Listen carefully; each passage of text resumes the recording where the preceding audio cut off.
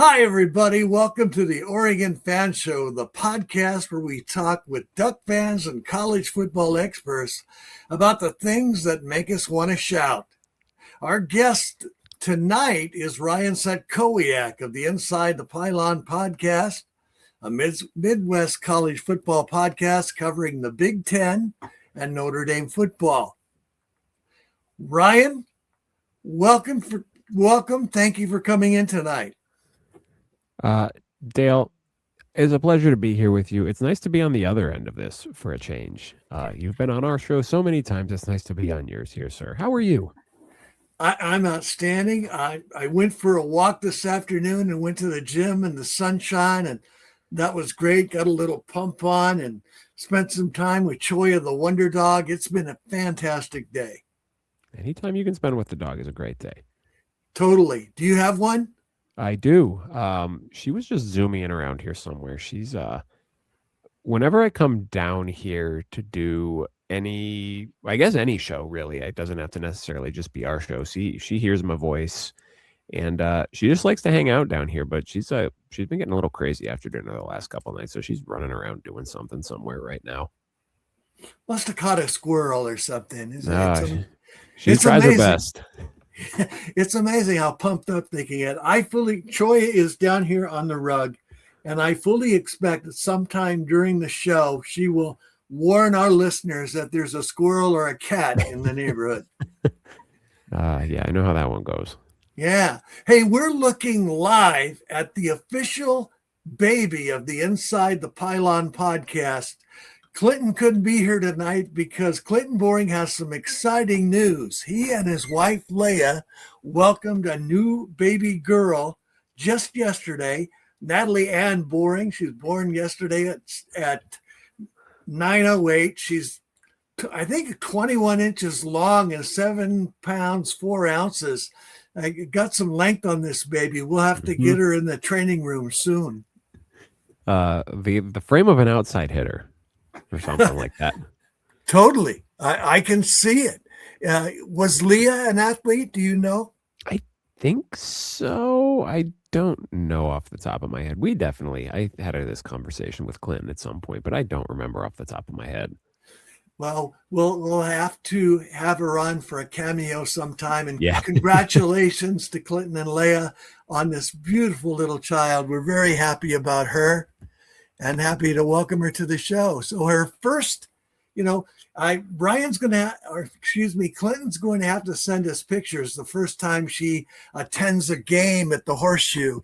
But until then, this is her first appearance in college football. And this was a little joke I sent you in the middle of the week because now I've been on your show 7 times and now you're on my show. So I just wanted to get this out here. I love the role reversal. Like, it feels good. It feels good to be the guy getting asked the questions for the change. Well, I'm looking forward to interacting with you and talking about those things. I appreciate it that you came on, and you are welcome absolutely anytime. We'll have to bring Clinton back at one point. I'm sure he's bummed he can't be here, but obviously he has things that he has to attend to. Yeah, he's a pretty busy guy right now. Yeah. Well, I wanted to play something that I thought was super interesting to kick off our conversation. I got all these new toys now, and I'm learning how to use them. So I want to bring up something that Joel Klatt said just yesterday. And I thought it was really compelling and kind of reflects on our conversation. Let me see here if I can bring it up. Apologize for the delay. I'm brand new to the Dan work. Lanning has built a roster that is the best roster in college football. Walking into this season, there is no roster, there is no starting 22 that rivals Oregon's, period. They've lost 3 games in 2 years, and all 3 losses were to the eventual national champion. We don't think they're right there. They are right there. And this team has no questions. Quarterback, he's back. Backfield, back. O-line, strong. Wideouts, great. Tight end, probably best in the country. Defense, elite. Oregon's number one in the country. And quite frankly, it's not close, at least at this point. I'm not saying other teams aren't great. I'm not saying that they're absolutely going to win the national championship. But if you're doing this evaluation, if you're going through this process in the preseason, there is no question about Oregon. Well, obviously, I thought that was.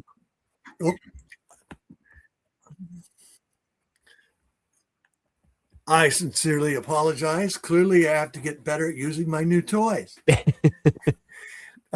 Ryan, obviously being a Duck fan, an unabashed homer, I thought that was great content. You've covered the Big Ten and Notre Dame football for a long while. How did you feel about it? Where is Joel Klatt right and where is he wrong? With the qualifier being starting 22, I don't have a lot of problems with that statement because I am inclined to agree. If we're looking at the starting 11 on offense, the starting 11 on defense of the Oregon Ducks, that's a unit that I would put up against any team in the country. Now, maybe this is more of a philosophical point in life. I don't know if you're a Star Wars guy, Dale, but only Siths deal in absolutes. There's never 100% of anything or 0% of anything. There's always a little bit of gray area in life. And I don't know that I would say I have no questions about Oregon. I think they're nitpicky questions. I think when you have a team like the Ducks who've had the level of success that they've had the last 2 years, and you return what they return for this season, I think any questions that you would have about them are around the edges. And if you're a fan of that team, like that's what you want, right? Like you don't, like if people are sitting here talking about like, well, how's the defensive line depth? They have linebackers who played a little bit last year, but are kind of inexperienced compared to what they have. You're at that point, you're like, if that's the worst question you can come up with, I'm really liking where we're sitting for the season. I do think kind of in the middle of the defense, finding a replacement for Bryce Petcher, and you talked about this a little bit with us on our show. I think if there was a question about this team, I think that would be the biggest one. And I don't think that's an insignificant one, right? Like your middle linebacker, that guy in the middle of your defense, that's typically your green dot guy, and having to replace that can be a little bit of a challenge. And that's not to say that the Ducks definitely don't have someone who can step up and take that role, whether it be another linebacker, whether it be someone in the defensive backfield. But I mean, if we're talking about this defense overall, even with the questions at linebacker, I think if it's not the best defense in the country, it's certainly in the conversation. The defensive line, at least that front end guys, right? We're talking about those guys who we expect to be in the starting lineup. If they're not the best in the country, they should be in the top 3. I like the secondary. You have a guy like Brandon Finney on one side of the field. That's a luxury that not a lot of teams have. I do think maybe we're getting a little bit out in front of our skis on Koi Parich a little bit. I don't know.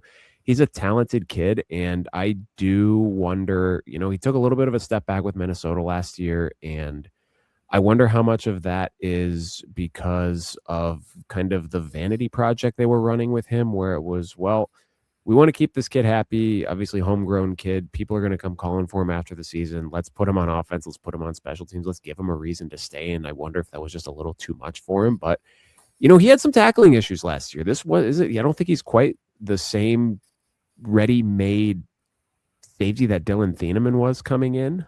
So whether last year was just kind of a blip on the radar or if it was maybe a concerning trend, I think that's a question too. But I mean, again, like I said, we're nitpicking with these questions here.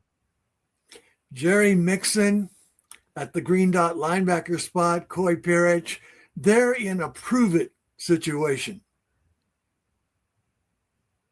Yeah, I mean, I think that's certainly a fair way to characterize it. And if, I mean, you like the talent, right? You're always going to want to bet on talent, but I think at least with Koi, you're going to have to see him take a little bit of a step up and become that player that he was, more so as a true freshman than he was last year. But, they've done well at the linebacker position. It's not something I'm super concerned about, and they got some time to figure. Well, they have a little bit of time to figure it out, right? That Oklahoma State game in week 2, I think, is going to be an interesting test for that defense, but it's going to be a good ready-made test, right? Like you should feel good about your offense going up against. I think there's still a lot of questions on that Oklahoma State defense. So, maybe the Cowboys put up some points on you in that game, but you feel good about your offense's ability to outscore that situation, and it gives you a little bit of a early season progress report. It's not you're playing a bunch of tin cans to start the year and you don't really know where you're strong, where you're weak. They'll stress test your defense a little bit, and if there's some things you have to clean up going into Big Ten play,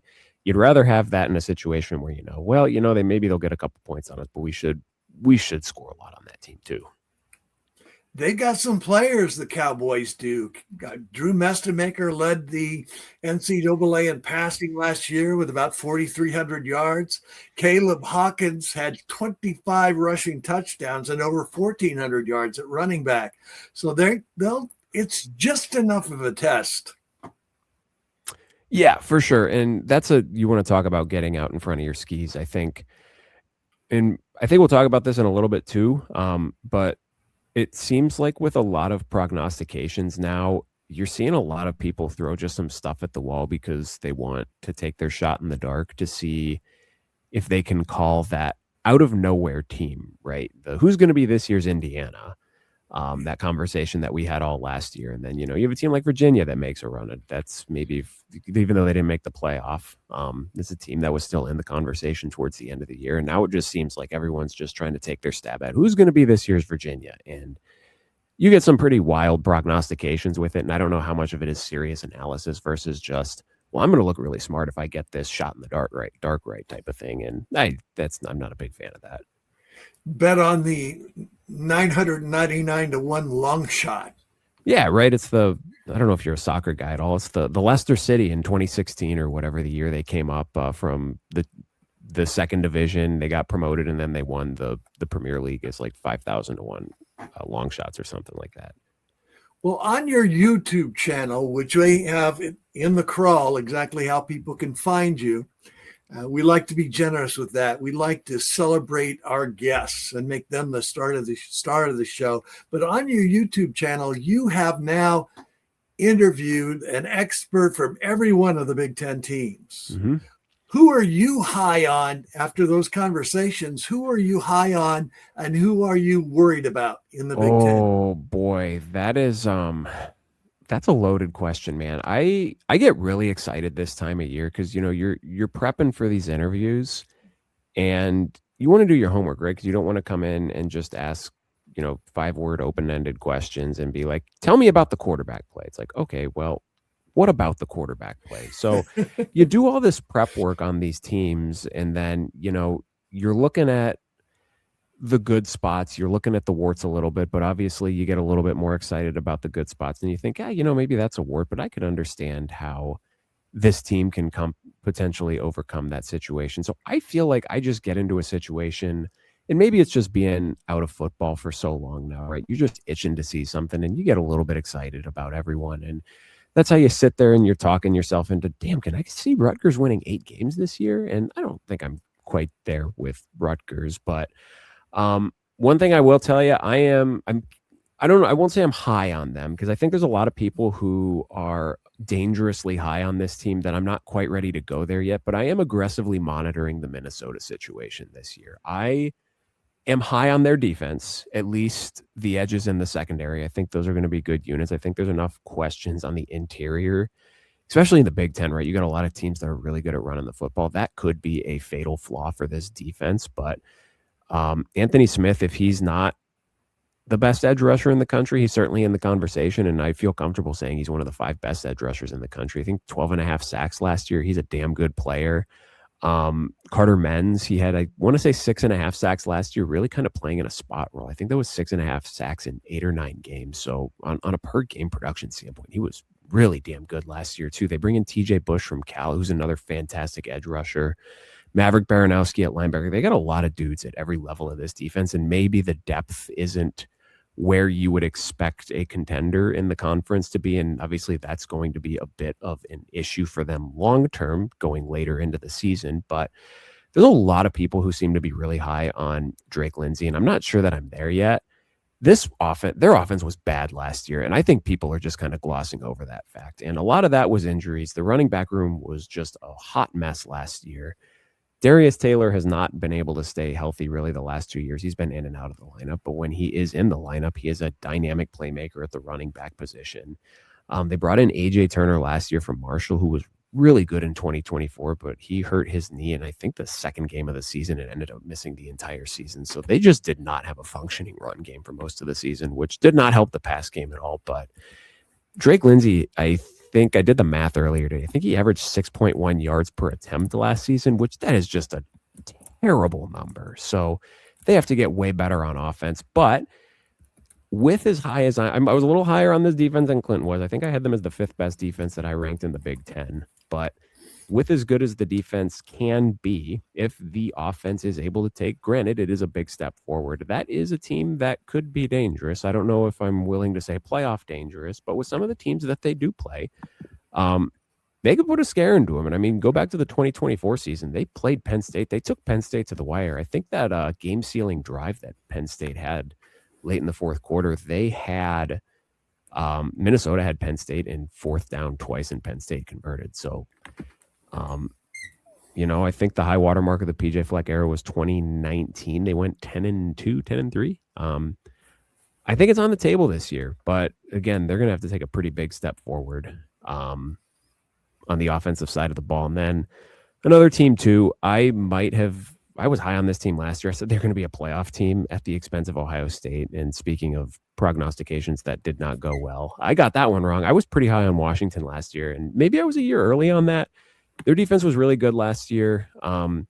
Obviously, at the quarterback position, they're in a really good spot with Damon Williams. If the defense reloads well and they get a little bit more efficient at running the football, which is going to be a challenge because they lost pretty much their entire backfield from last year, and they have some injury issues there throughout the spring too. But I think their schedule sets up nicely to potentially make a run. They have a run in the middle of the season where consecutive weeks they get Minnesota, Iowa, and Penn State all at home, where they have been much better under Jed Fish than on the road. They have just been a god-awful road team since they've been in the Big Ten. But they should be 3-0 in the non-conference, and then if they can get through this stretch of Minnesota at USC and against Iowa unscathed, I think there's a very real chance they're 8-0 heading into that Penn State game. So those are two teams, I guess, kind of off the radar that I'm a little high on. Obviously, the triumvirate at the top of the conference, it's hard to be anything but high on those teams until proven otherwise.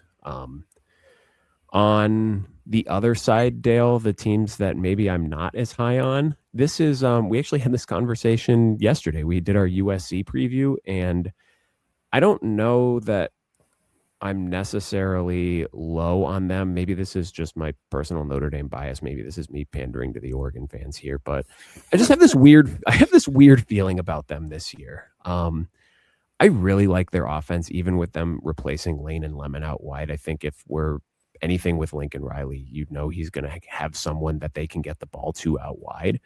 But what I do worry about with them is they struggle. They ran the ball well overall last year, just from a in totality statistical standpoint, but they struggled running against their toughest competition, and the schedule is way harder than it was last year.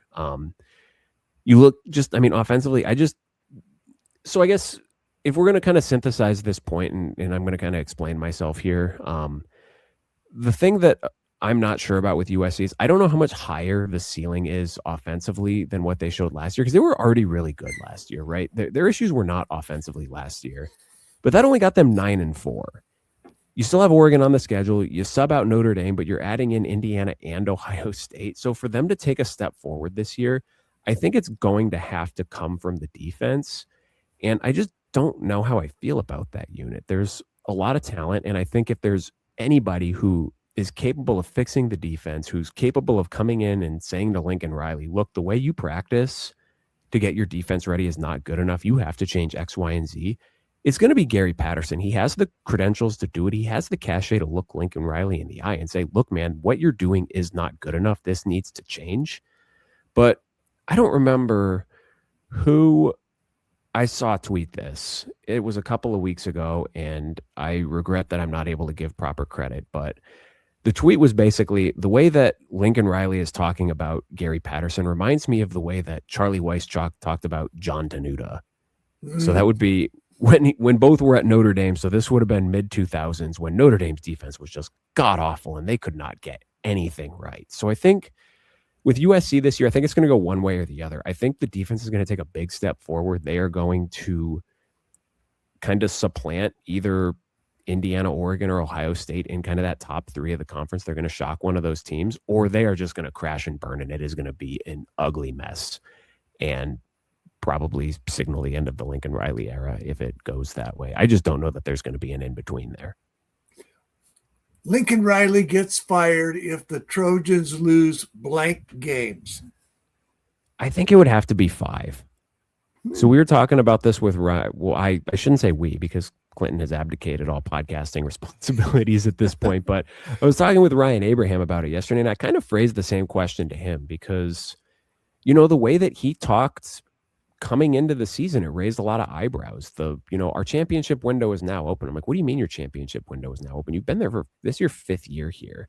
You almost made the playoff in your first season. Your quarterback won the Heisman Trophy his first season. You returned a Heisman winning quarterback your second year, and you went 7-5. This to me, and this is the way that Ryan Abraham phrased it. It was even if they go 8-4, if they're competitive against these elite teams and, the defense takes a step forward and, you lose a couple of close games, you kind of got to tip your cap at that point and say, all right, we got, let's build for the future. And for me, I don't want to say it feels like a reset for Lincoln Riley this year or a rebuilding year because of what they bring back. And it certainly seems like internally they believe that it's a playoff or bust year, at least within that building. But they're recruiting at a level that they have not under him. So that almost gives you a new lease on life where, maybe you don't get to where you want to be this year, but you can kind of see the vision. You can see them take a step forward and they're competitive. Even if I'm not a big moral victory guy, but if you're competitive in those big 3 games against Indiana, Oregon, and Ohio State, even if they don't go your way, and otherwise you take care of business, you kind of solve the road problem, right? That's been a big thing for them too, is I think the only road game that they have won east of the Rocky Mountains since being in the Big Ten was Purdue, which I don't know if that really counts. So if you kind of solve that problem a little bit too, then you feel good heading into 2027. You start stacking classes because it's hard for me to envision year 1 after having the number 1 recruiting class reaping a ton of benefits from that. It's almost like year 2, year 3, where you start to say, okay, this is where we have to see the payoff from this. That might buy him a little bit more time. Tannick Hines in the receiver room really impressed me against the Ducks. Had a 140-yard game. He was open all the time.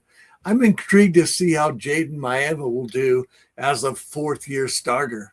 Mm-hmm.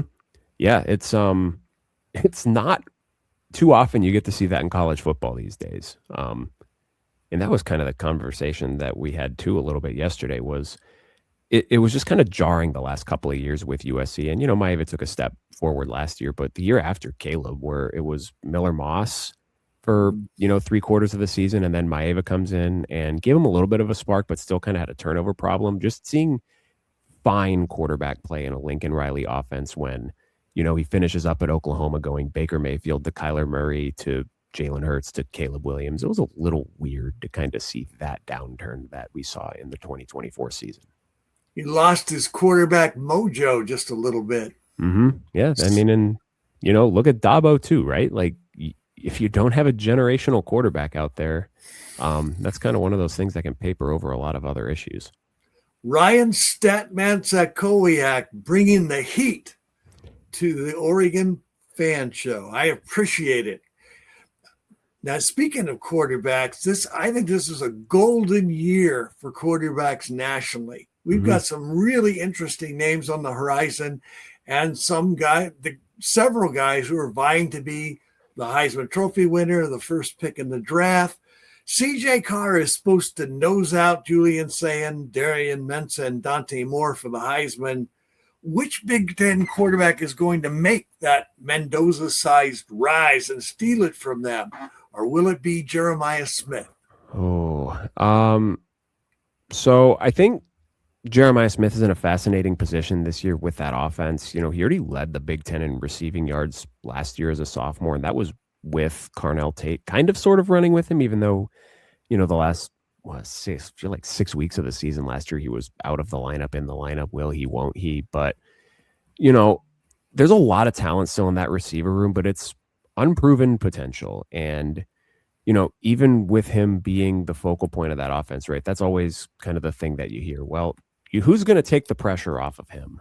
Who's going to, establish themselves as a secondary threat so you can't just double him all the time? I feel like even if you're doubling Jeremiah Smith, he's still going to get open. And unless teams are consistently going to do the, the 2024 Texas triple cover, that one still shot where they had three guys just shadowing over him. I don't think you're going to really slow him down that much. And I think, with there being a little bit of a question mark on who that next guy up is going to be, maybe his target share does increase this year. But I wonder a little bit about, the scheme and the play style holding him back statistically. We know it's kind of become the quarterback award.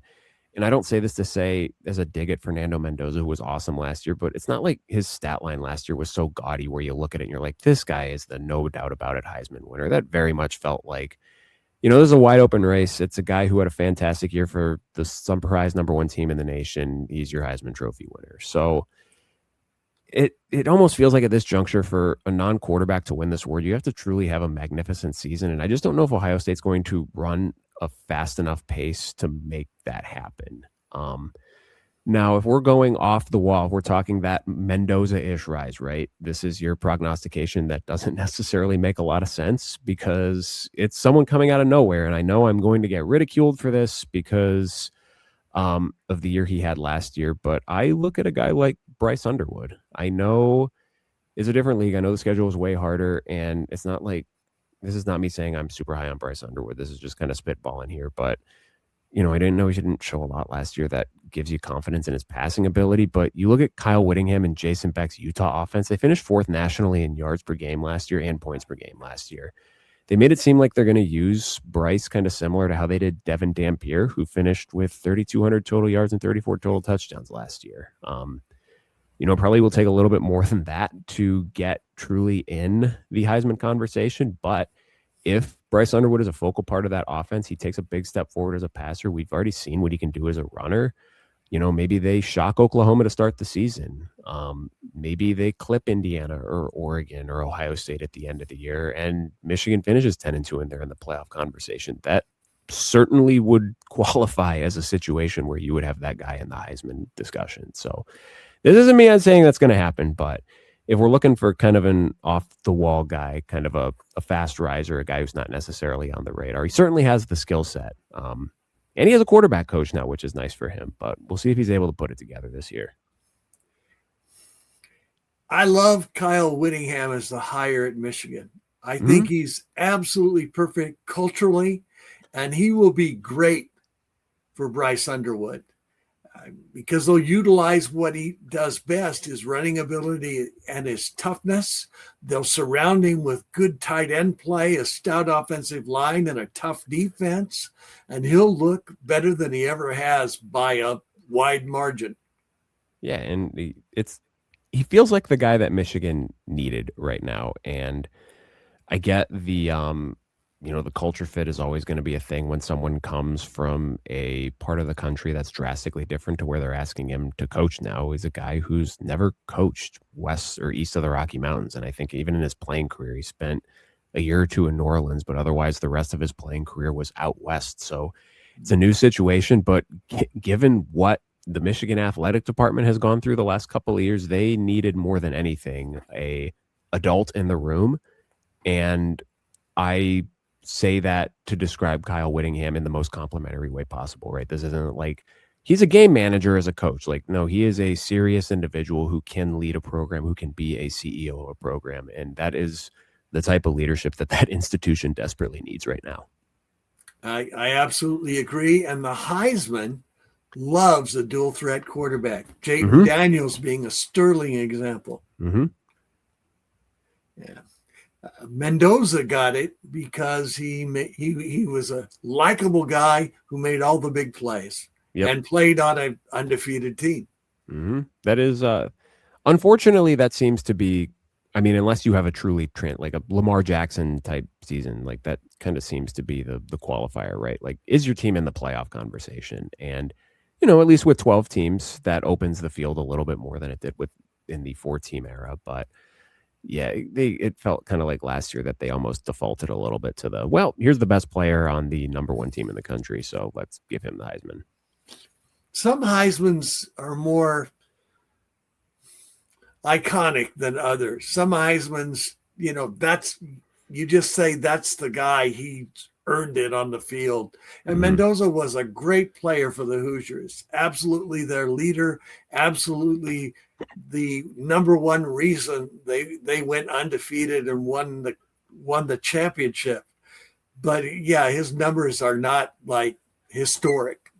No, I mean, I'm doing math here, which is always a little bit of a dangerous proposition. The 33 touchdowns, passing, 6 rushing touchdowns, and I think during the regular season, good numbers for sure. But and I think we're in an era too where running clock, more commercial breaks, yada yada yada. Teams just aren't running as many plays, so maybe this is kind of what the new normal stat line looks like. We're used to these gaudy stats of the mid 2010s where you got Lamar's throwing for 4,000 yards, rushing for another 1,000, and putting up 50 total touchdowns. Maybe that's just not something that is feasible in the way college football is run now with the running clock. But it was an impressive season for other reasons, but just from like a gaudy statistical standpoint, wasn't necessarily one of them. I think another factor in that equation, and you sort of touched on it, is coaches are way more into game control now. They're they're getting more like Ryan Day. They're perfectly content to win a game 24-10 and control it all the way, rather than run up a 41-7 score. No, yeah, and even like I mean, you look at this Indiana team last year too. I mean, just looking at the game log right now, he had 3 games in the regular season where he attempted more than 30 passes because he did not need to. They ran the ball exceptionally well as a team. They more often than not were getting up big on teams early, so he's not playing a ton in the second half. So that's going to impact your statistical bottom line as well. We don't need to run up the score on you because we're just going to run the clock out. We're going to get out of here, and we're planning to play 16 games, so we need to keep our starters fresh. We're gonna beat you like a boa constrictor. We're just gonna squeeze the life out of you. Mm-hmm. Yeah. Duck fans are really kind of curious about what the identity of a Drew Maringer offense will be and how much he'll open it up, how much the vertical passing game figures in his plan. I'm curious to see that this season as well, because if you look at, I don't know, maybe not last year, but and I guess this kind of goes back into the point we started the show with, is questions that you have about this Oregon team. Is one that I have about the offense is there a true killer out wide? Evan Stewart's going to be back and presumably healthy now, and he was a really good complementary piece to Tez Johnson and Trayshawn Holden in 2024. But is he a guy who's capable of stepping up now, a year removed from a serious knee injury? Can he stay healthy, right? That hasn't exactly been something that he has shown through 2 years at A&M. And I mean, he did the 1 year at Oregon, but then big knee injury last year. Can he demonstrate the consistency to be more than a 50 catch, 650 yard guy? They've recruited that position very well. I like the Malik Benson portal ad last year was a strong one, but he's gone. Sadiq is gone. Those are 2 big play guys gone from the offense. So who can elevate to be that go-to guy? Is it going to be DeCorian Moore? Is it going to be Jeremiah McClellan? The one thing that kind of concerned me a little bit about Oregon last year as they were going through the season is they just did so well with their by committee approach, and it worked well in the regular season. But when the chips are down and Indiana is shutting you down and they are punching you in the mouth and you're down a couple of scores, do you have that game breaker that is going to go out and consistently get open against a D'Angelo Pons type guy? DeCorian Moore, 5-star guy. In theory, you think you like the physical profile, you like the big play ability, the speed that he has. But I think the thing that would truly separate Oregon from that pack of national title contenders, right? You're talking about that half a dozen teams that most people are looking at and saying, I think the national champion is going to come from this pool of teams. the thing that would make you feel better about them is if they demonstrate early in the season that they have that true winter wonder out wide, the guy who, like, hey, it's 3rd and 12 and we need someone who can run a route deep to get open right now. Who is that guy? They certainly have names that are capable of doing it, but you'd like to see someone step up and kind of take that mantle. Definitely be an interesting development for the Ducks. You talked about the other 5 or 6 teams. Who are they, and which of those teams do you like best? Well, Dale, I think you know the answer to my question here because I am a biased fool. No, I think if we're kind of going, like, if we're going Big Ten here, it's that Oregon, Ohio State, and Indiana, that triumvirate there. Like, that is the top 3 until proven otherwise in this conference. If you're looking at the SEC, I like in quotation marks, in theory, what Texas has. I have questions about Sark as a play caller and his ability to get over the hump. I like Georgia and what they bring back, and I look for Gunnar Stockton to take a step forward this year, but I think, they had some big play issues last year that they'll have to resolve. I'm not really looking at anyone in the Big 12 right now. I think Texas Tech kind of proved last year that they're a little bit of a paper tiger in the way that they just kind of ran roughshod over that league. I'm not really going to take anyone from that league seriously until proven otherwise. In the ACC, you like Miami's staying power and the way that they built their team along the trenches and some of the ads that they've made in the transfer portal. And then you have Notre Dame in the independent group. And if we're talking about most complete rosters in the country, I certainly think that they can potentially rival Oregon in that. They don't have the same type of game-breaking talent on the defensive line, but I think they probably have the deepest linebacker room in college football in terms of at least the experience that they return. They're typically only having 2 linebackers out on the field, and they got a strong 2 deep of guys who played a ton of football at that position.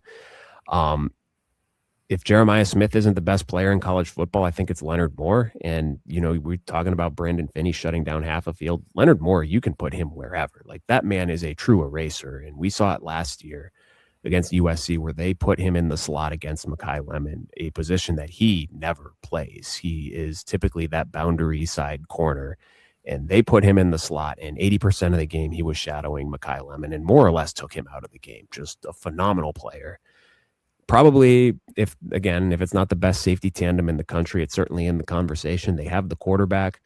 I really like the running back room, even though they are replacing 2 first-round picks. It's not often you say that, hey, they replaced 2 first-round picks. I think they should still be fine there. But, the questions out wide that I have about Oregon's receivers, I also have them about Notre Dame's receivers. And I think they're probably a little bit more pronounced because they just don't have a guy who has really proven at all that they can do it consistently at the college level the way that Oregon does with Evan Stewart and to a lesser extent Decory and Morge and Jeremiah McClellan. But I think looking at those 7 teams, and how the SEC is, where you're going to have one team that from that group of 10 where, they have enough talent on the roster. Are they going to get the coaching and, get their heads on straight for long enough to put it all together? So I'm sure, throw your LSU out there, your Alabama out there, those kinds of Ole Miss, those teams that are just on the fringe. But those are the 7 teams that I'm kind of looking at and saying, if you were to say those 7 teams versus the field, I would pick something from those 7 teams. Bold statement. The Irish have few weaknesses and few questions, and they also have the incredible luxury of having most of the season to figure it out. Mm-hmm. It's the exact opposite of last season, right? You're breaking in a new starting quarterback and you're really only 2 games of consequence or your first 2 games of the season. Well, now you're bringing most everyone back aside from the running backs from last year's team. And you have 5 games to kind of get everything together until you travel to Provo on October 17th to play BYU, which should be a challenging game. I don't, with BYU, I'm going to need to see Bear Bachmeier take a little bit of a step forward as a passer before I am a true believer in their offensive ceiling, but they should be good defensively. They are a tough physical team. They will continue to be a tough physical team as long as Kalani Sitake is their head coach. And LJ Martin's a pretty damn good running back too. So that's going to be a difficult charged environment to play in, but you get through that game and then You finish up 2 of your last 3 games at home at night in cold against warm weather ACC teams. So you like your odds to, at worst, split those 2 games to get you to 11-1. And if this team's 11-1, they're going to be a playoff team. The Canes and SMU, am I right? That is correct. Okay. All right. Duck fans want to know, and they would tar and feather me if I didn't ask the question, is this the year that the Ducks erase the zero natties meme forever?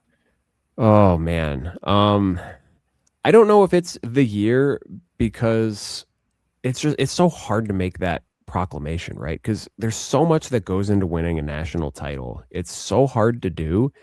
And I go to kind of illustrate that. I go to this Lou Holtz quote that he said a long time ago.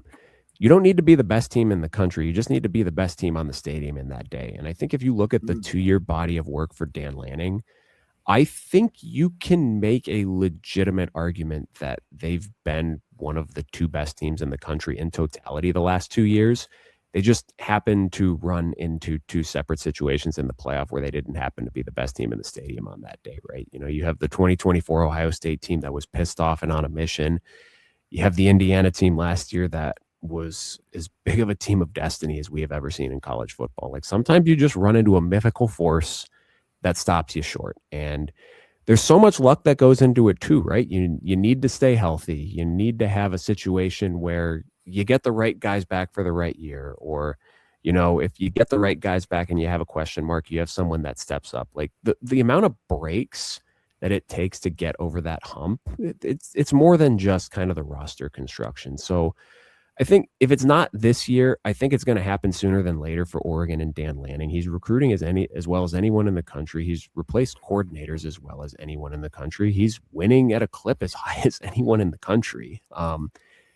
You keep doing that. You keep giving yourself kicks at the can, and the more kicks you can give yourself, the better the odds that you're giving yourself to one day get to that point where, hey, we're at that point where today we're going to be that best team in the stadium. So if it's not this year or next year or the year after, I think he's at least put them in a position where they've elevated to a point that they really haven't been before. And I mean, I know that Chip Kelly 10 years, I mean, they were close, they were knocking on the door, but I think this is as close as they have ever been. Like, they have legitimate staying power, and they're building rosters that almost guarantee that they're going to be a perennial playoff team.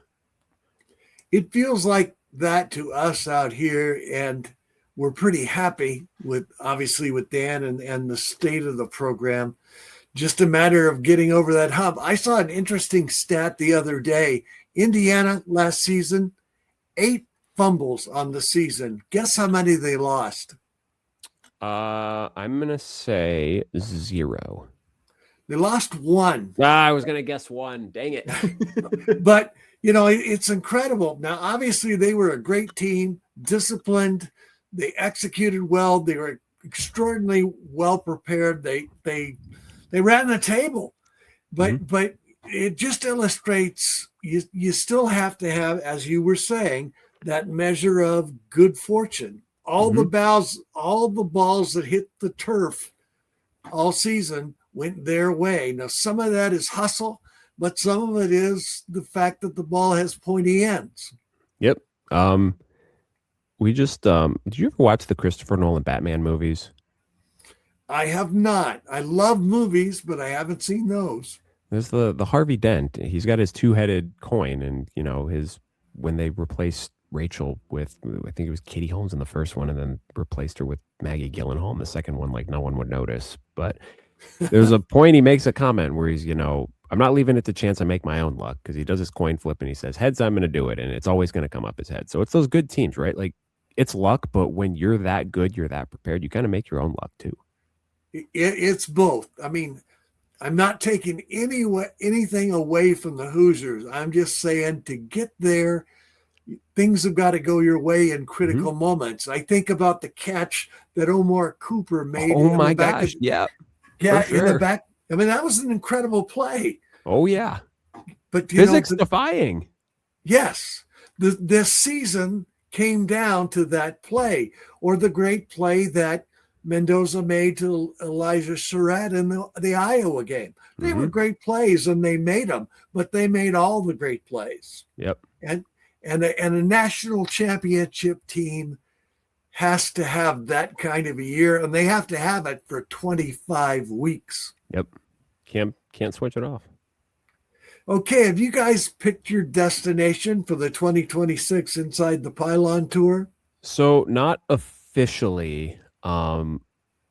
I think we're about 98% of the way there, but I want to wait and make sure that Clinton gets the okay to travel while he still has a 2-month-old at home. I think we're just the traveling Oregon show. So we saw Oregon at Purdue in 2024. We went to Eugene, met you out there last November when Minnesota was in town. And I think right now the heavy favorite in the clubhouse is to see Oregon when they play at Michigan State in November.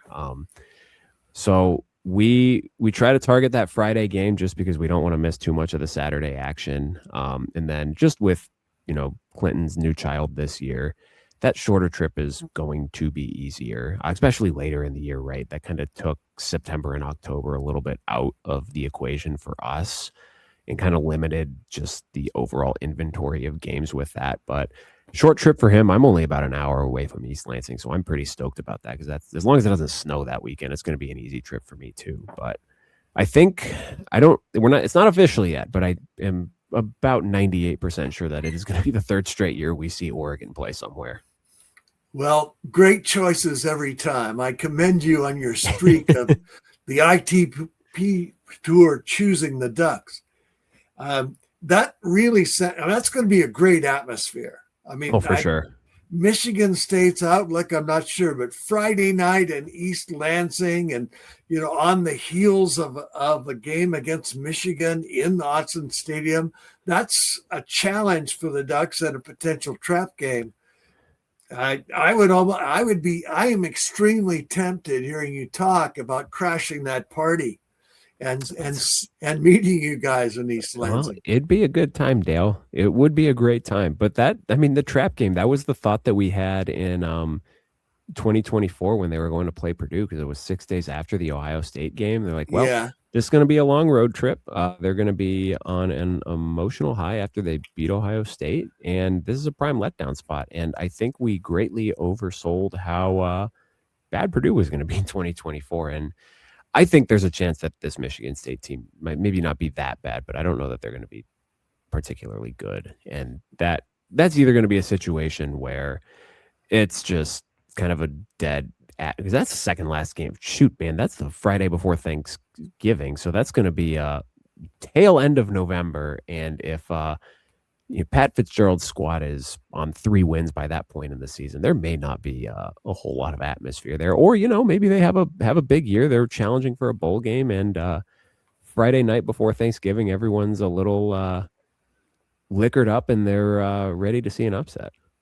I think the true trap game for the Ducks, and it might sound odd to say this, but I believe it's Michigan at home after Ohio State. Oh, I agree completely. That is, at least on paper right now, right? If Michigan takes a step forward, then maybe that becomes more of a highlight game than it is right now. And I mean, I get it's weird to say about that for Michigan because that's a big brand, but it's kind of the same thing. If Michigan's like they were last year, where they're good but not great, then yeah, man, that's the type of team that can sneak up on you. Very much so. I think that with the portal, with NIL, I think we're entering a new era of parity. Mm-hmm. And I really feel like within a year or 2 or 3, 9-3 will be a damn good record. Especially if we go to 24 teams, that is going to be a playoff worthy record. Yeah. Well, and especially if college football does something to centralize and define the out-of-conference schedules in a little better way. What do you have any thought on whether or not the hypothetical Super League becomes a thing? What do you think? I think it's kind of inevitable. And I've heard I've heard people very strongly, vehemently against that because they don't think that the Big Ten and the SEC want to split their TV revenue any more than they already do. But the way that this sport is rapidly changing from a financial investment standpoint, right? Like we had the 20 whatever million dollar rev share cap, and now they're trying to jam this bill through Congress where it's the rev share cap, but also you get an extra 20 whatever million dollars to retain your own roster. And pretty soon we're going to be at a point where the NCAA or whoever is governing college sports at that point, whether it's this bill or whatever, where you're going to have in-house payrolls of 60 to 70 million dollars. So we're fully in professional sports at that point. And you're going to get to a point where even with some of these TV revenues coming in, it just seems like that's going to be a bridge too far for some of these programs that aren't in your top 15 too rich for their blood to sustain. And I think we might get to a point where there's no, 140 team FBS. It's going to be your quote unquote 40 whatever team Champions League. And then you have the football bowl subdivision where I don't know how it ends up looking, but I think there's some sort of split is coming in the next 10 to 15 years. I just don't know what that looks like. Feels to me like it might happen sooner, like 4 or 5 years. Yeah. Money drives everything. The TV money isn't unlimited. And that English soccer model you talk about where you have, the Champions League and the Premier League. Yeah. And the group of 6 becomes a feeder for the top programs. That kind of feels like the direction is headed, whether Congress likes it or not.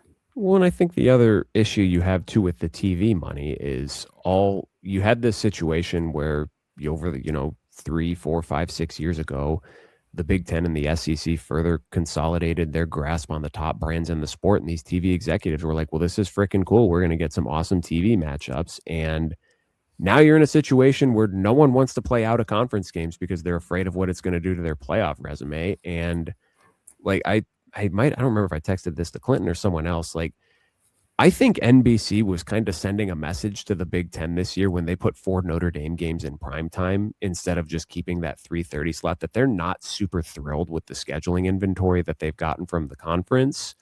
So I don't know where this is going, but at a certain point, if people aren't playing teams out of conference, you're limiting your own scheduling inventory. Eventually the TV execs are going to be like, "Look, this is not what we paid for. We're not giving you more money here. You guys got to do something else for it." And I think that something else becomes, well, we're just going to get rid of these teams that aren't TV drivers, and we're going to make a league that is much smaller and it's just a bunch of TV drivers. So we know that the games are going to be highly rated every time that they're out there. That looks like a really realistic picture. I can't believe they'll continue to pay for games against Buffalo and Howard and McNeese State or whoever people are playing. And maybe, I don't know, I think now we're kind of getting off the rails here, but like, you have your brands in the sport that are, your truly national brands. And, maybe you have this quote unquote Super League where your national brands are playing national schedules, but then it lets everyone else who's not in that get back to the regionality that has made college football great. And this whole thing just kind of sucks as it's going through.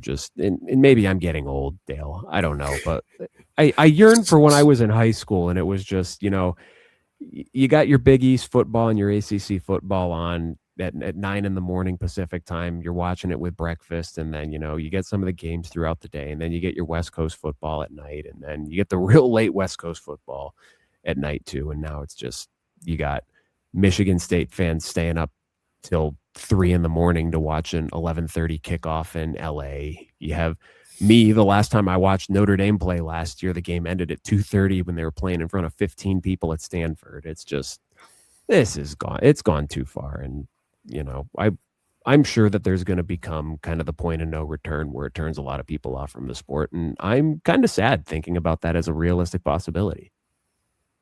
It's gone through eras and changes and cycles, and it looks like we're in the midst of a painful one, particularly painful if at some point the players organize. Yeah. Well, I just hope my team wins a national title before then, so then I can at least have something to be happy about long term. They could win one this year. And Ryan, sold somewhere else. We're all stocked up here. Yeah, I know. I feel you. I'm preaching to the choir here. How long have you guys been doing the podcast? So we're in year 3. It's been about 2.5 years total. We started in April of 2024 as just kind of a off the wall passion project. I don't even know if passion project's the right word. It was all Clinton's fault. He kept bugging me. He's like, let's do a podcast. And I always kind of resisted him because I knew the work that goes into it from kind of having dabbled a little bit in the past. And I knew that all of the technical AV stuff was going to fall on me. And I'm like, I don't really want to do that. And he just got to a point where I'm like, you know what? Why not? We're just going to do it. And, it's been a lot of fun. What do you most like about doing it?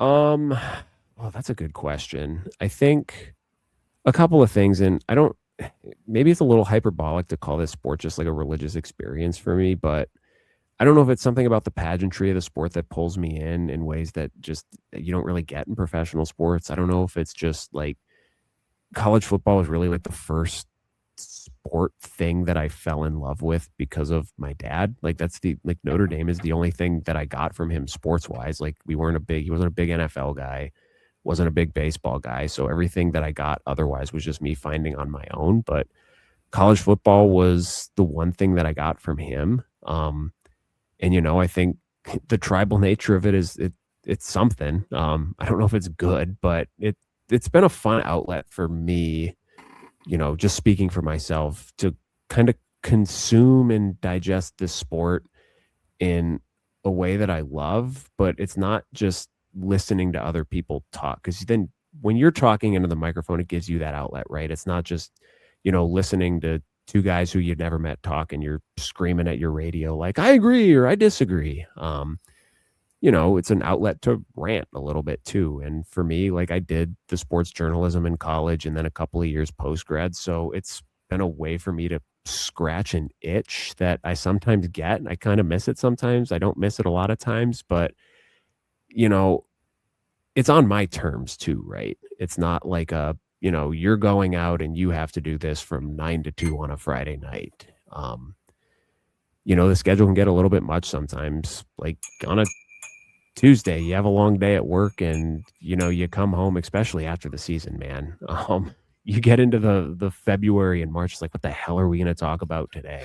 And sometimes you just want to, you had a hard day at work, you had a long day, you just want to go home and disassociate on the couch or go to bed early. And it's like, nope, I got to go show prep and then I got to record. And sometimes it's a lot, but it's especially this time of year, like you really start to get the juices flowing. And it's been a great way to connect with people in the industry and have real conversations with them, learn something new. And I think it's just made me personally a more educated college football fan. The connection and engagement is a really great part of it. If we never started this podcast, I wouldn't be talking with you right now.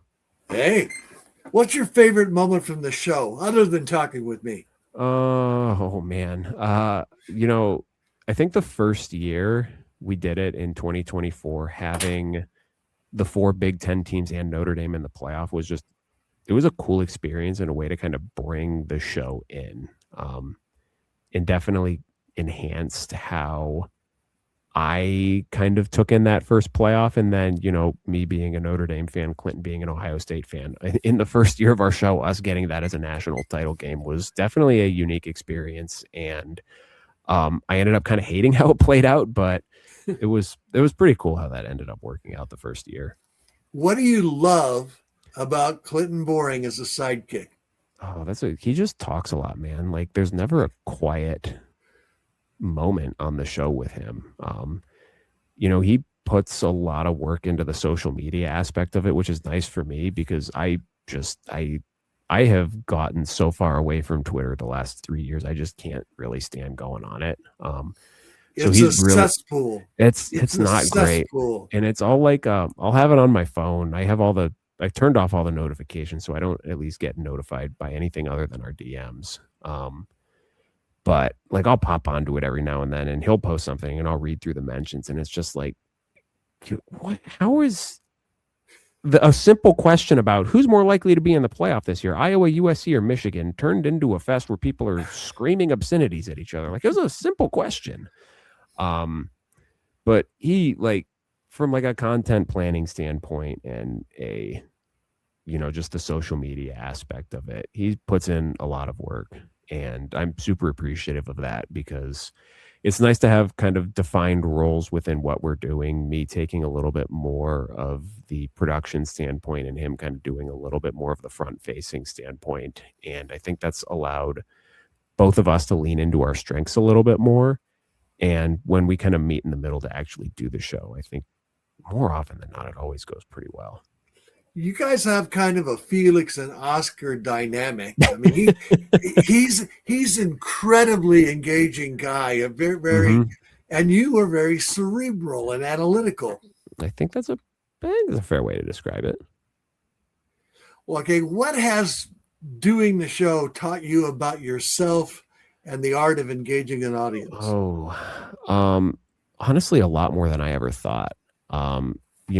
Back when, like, thinking just like kind of from like the interview standpoint of it, like back when I was, a student journalist, or even like that first year out of school, I always kind of get nervous preparing for an interview. Like, I want to make sure I ask the right question. I want to make sure I phrase this in a way that doesn't make me sound like an idiot. It makes me sound like I know what I'm talking about. And, even after leaving journalism and going into more public health, like anything public speaking wise has always been a bit of a challenge for me. Like growing up, I was not a social person growing up, just real shy. Any presentation in school just was never easy for me. So just like doing the show, the practice of, you're talking to people, even though you're just kind of talking to a screen and a mic. And it's made me feel a lot more comfortable in a group setting, knowing that, like, even though I'm sitting by myself in my basement right now, talking at my computer, like knowing that there's going to be people listening to it, and having to figure out how to be a little bit more concise with my words, I feel like has made me a better communicator, which is really important in my job that I actually do during the day. And I've definitely noticed, like, even over the last like year and a half at work, that I've just been more comfortable in my own skin talking with patients and, communicating with them and being concise with how I'm describing things. And I'd like to think that kind of the reps that we've gotten over the last 3 years doing these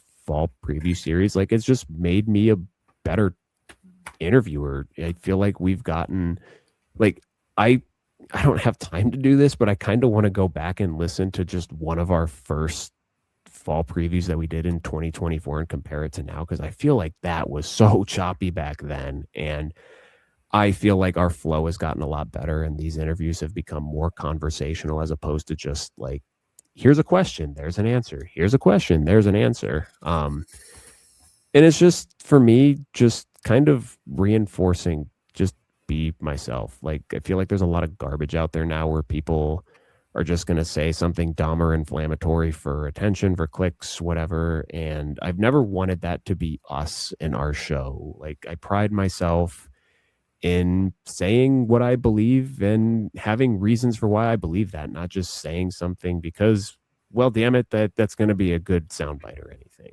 And it's not like we're a serious show. It's not, here's Ryan and Clinton with inside info on Big Ten expansion, or we're going to break down the 3-3-5 defense or anything like that. Like, it's goofy, right? We try to have fun about it. We talk what comes to our mind. We try to talk to people who are smarter than us and use what we learn to formulate our opinions to hopefully help the people who listen to us feel like they're getting something out of it too. Like, you're learning something, but you're also enjoying listening to it. It's not just a lecture on, Iowa football. We're going to talk about Iowa football, and we'll crack some jokes along the way and have some fun with it.